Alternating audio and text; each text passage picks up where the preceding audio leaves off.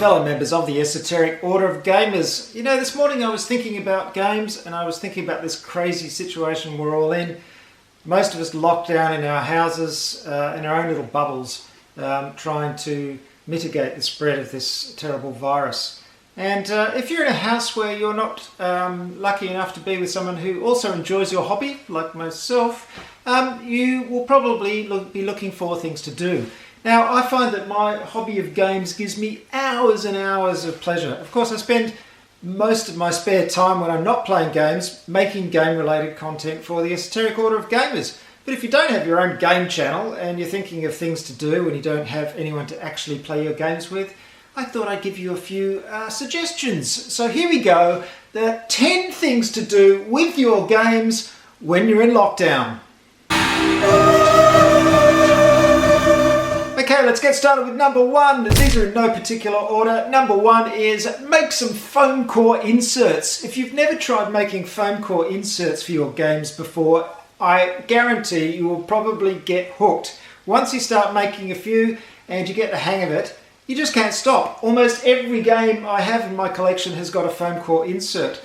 It is fantastic for keeping the pieces organized. It is faster to set up games. It's faster to pack up games, and it keeps everything in good condition. Sometimes when I play games with other people and they bring the game, they open the box and I see this mess of Ziploc bags and things just scattered all over the place and it all shaking around in the box, and I gasp in horror because I just think I could never do that with my games. I love keeping them all in their own little compartments for each piece, and I just like that kind of thing. If that in any way appeals to you, I urge you to give foam core insert making a try. Now, of course, you need some foam core. If you can't get hold of that at the moment, well, next time. But get some foam core and a metal ruler and a knife, and you're off making foam core inserts. I have 4 videos that I've posted to teach you everything you need to know about making them. You can design them yourself, just make them up as you go along, as I do. Or you can go to the Esoteric Order of Gamers website at orderofgamers.com and you'll find some foam core plans there that you can follow. And there are more plans being made available there all the time. So give it a go, foam core inserts. Once you start, you'll do your entire collection. It's great fun. Number 2 is, of course, print out some rules summaries. I've got over 330, I think, rules summaries at the Esoteric Order of Gamers. Don't worry, I'm not just plugging my own channel. There's going to be a whole lot of suggestions. But if you've got nothing to do, you've got some paper and some printer ink, why not go onto the website and find all the summaries that match the games that you've got and print them out. And if you're lucky enough also to have some lamination pouches and a laminator, don't forget to laminate them as well. They look great, you can put them in your game box, they even match the graphic design of the games, and it's fantastic to be able to take a game off the shelf when you're about to play it, open it up, and you've got a rules summary that you can read really quickly and learn the rules of the game and get playing as fast as possible. Also, they've got reference sheets in there as well, so you hand out your reference sheets to the players and they can all play the game and pick it up really quickly with a little sheet to refer to as they play. So catch up on the rules summaries you haven't printed out yet, print them out, put them in your boxes. Number 3 is something that I love doing all the time when I've got a few spare moments, and that is organising my games. I love to organise things, you know, you can see it's pretty neat back there. I don't know, ever since I was a kid, I've enjoyed having everything organised in my room. In fact, my mother used to say to me sometimes when I was a kid, go and clean your room. I go, well, yeah, of course it's clean. But even if you're not an obsessive organiser like I am, it's fun to go through your collection sometimes and just rearrange it so it's, you know, easier to find games. I find because I store all my games horizontally, I like to match up the boxes by size. So all the boxes are the same size that are sitting on each other, so the weight is distributed evenly on the corners and the boxes don't get damaged. Personally, I don't like storing boxes on their sides, though you'll see some behind me that are on their sides because I've just run out of space. If you put them on their sides and things aren't organised well in the box, they can sort of rest at an angle and they can get bent and stuff like that. So it's not a way I like storing them. I prefer them horizontally. And of course, if you've made lots of foam core inserts like me, foam core inserts work much better if the game is stored horizontally. But of course, the organisation doesn't stop at games. If you collect and paint miniatures like myself, there's so much organising to be done with miniatures and storing those. I've got my shelves here where I've lined them with metal and I've got magnets on all of the miniatures, so they're all stored neatly there. All my terrain has to be stored in boxes and labelled so I can get to it easily. Apart from the fact that I do actually enjoy organising things, it's really good to have them very easy to access. You can see where everything is and you can grab it fast if you feel like a game. You don't waste time mucking about trying to find things. Not only that, I've got lots of game bits as well. There's dice, there's extra markers, there's little bits and pieces that I keep that I use in gaming in all different ways. And I've got all those stored in a couple of shelves so I can get to them easily. So that's another way you can organise your bits and pieces as well. You can spend many, many relaxing hours just organising your games collection. Okay, number 4 is of course painting your miniatures. And not just your miniatures, your terrain if you play tabletop miniatures games. But even if you don't play those type of games, lots of games these days have miniatures in them. And if you're a painter already, of course, you'll be using this time to get through your backlog of painting. I don't think there is any person on the planet who has ever painted all the miniatures that they own. I still see it as a goal. One day, every miniature I have will be painted. No, it'll never happen. But I can keep working towards that goal, and there's always a stack of miniatures to paint. Of course, there are lots of videos on my channel that will help you paint miniatures quickly. I've got some techniques that I use to speed up the process a little bit and not obsess too much about the perfection. So check those out. Of course, as I mentioned, it's not just miniatures. Terrain is something that every tabletop miniature gamer wants more of. So you can make terrain, paint it, and you can spend hours and hours making that kind of thing. And it doesn't have to be expensive when it comes to terrain. You can build stuff yourself and paint it. You can build and paint entire tabletop boards to play your games on as well. There's many, many hours of enjoyment to be had there. Okay, number 5 is actually playing some of your games, and you can play them solo. Now, solo gaming is becoming more and more popular. I'm not a huge solo gamer myself. I just don't really have the time.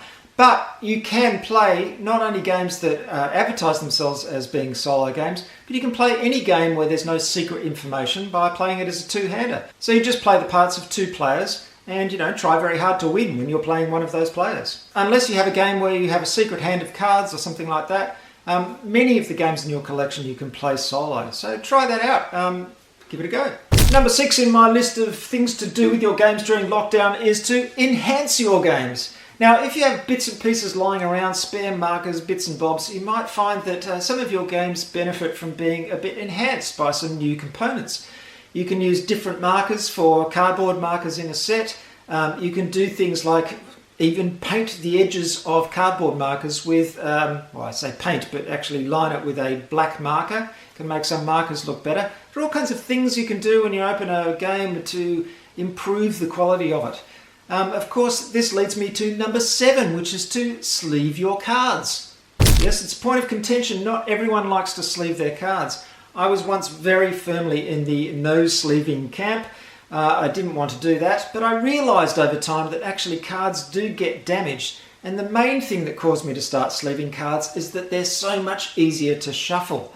I really find it easy to get a deck of sleeve cards and shuffle it really, really quickly. You can just grab half of the deck and shove it into the other half and it's beautifully shuffled. You do that a few times.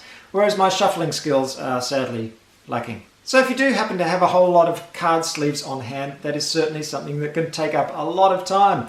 I find I buy them in advance. I like to have a good stock of sleeves, so when I get a new game, I've usually got a good selection of sleeves that I can start sleeving the game straight away. And that means I don't actually play the game without sleeving the cards, and I minimise any damage to the cards that way. So give it a go if you haven't tried it before. If you're against it, just try it for one game and see how you like it, because if you get close-fitting cards, you'll find that shuffling is so much easier and you're also protecting them. Number 8 is try some role-playing games. I'm sure most of us play role-playing games, or if you're of my generation, probably grew up on role-playing games. But if you haven't played them for a while, check them out again. There is just so much available in the world of role-playing games. And these can be really great in these times for 2 reasons. One, you can spend ages and ages of enjoyable time prepping a role-playing game campaign. Getting it ready for play, making maps, preparing the game, getting characters ready, all that kind of thing can take up huge amounts of time. I know, I've spent ages on it when I was younger. The other great thing about them, of course, is that you can play them online really easily. All you need is something like Skype, and you could also use a system like Roll20.net, which is really good for getting people together and being able to see pictures or a map if you use maps. You can even use tactical maps on that system, though I don't tend to use those. You can have the character sheets for the game on Roll20, so everyone can keep track of their character sheets. And it's also got a dice rolling mechanism, so you can roll virtual dice that everyone can see. So Roll20.net is definitely worth checking out. But really, the main thing that you need is some video conferencing software. In fact, you don't even need the video, just the sound is enough if you just want to play audio. It's amazing how great it is to play a role-playing game with old friends in this way. It's almost like sitting around a table. It can be lots and lots of fun. In fact, we've just started up a weekly game. We're playing every Sunday afternoon, and we're playing Dungeon Crawl Classics, Lankmar, set in the world of Fritz Leiber, Fafhrd and the Grey Mouser. And we're having a fantastic time, really enjoying it. And it's become something that all four of us really look forward to every week. Number 9 is something that I like to do occasionally when I've got nothing else to do, and that is just browse through my games. I've got hundreds of games. You may only have a few. It doesn't matter. It's still enjoyable to go through games, especially old ones that you haven't looked at for a while. So get them out and go through the components. Remember old games that you've played. Get excited about a game that you haven't played for a while. I can spend ages just browsing through my old games and enjoying them. They're just fantastic objects. The pieces are wonderful. You can flip through rule books. You can set up a game just to look at it and move some pieces around. I don't know. They're just wonderful tactile objects, and I think they're just a pleasure to browse through. Maybe that's just me. I don't know. Finally, I've got one more thing, number 10, and that is try making some game content yourself. Set up a camera or even just your iPhone on a tripod. You don't even have to do that, just hold it. And tell us what you think of a particular game. Do a little review, do a playthrough, talk about what you love about games. Get it out there. It's quite fun and easy to do. And you never know, it may end up turning into an obsession that takes up all your spare time and becomes the defining thing of your life. You don't have to do that. Just make a few videos. Enjoy it. Give it a go. That's it, folks. 10 things to do during the lockdown. If you can actually get to play your games with other people, you can still spend lots and lots of time enjoying them and doing all kinds of things with them. That's one of the joys of our fantastic hobby. I hope you're all very safe and well wherever you are. My best wishes to you all, and thank you very much for watching. The Esoteric Order of Gamers, orderofgamers.com. I'll see you next time. Good gaming.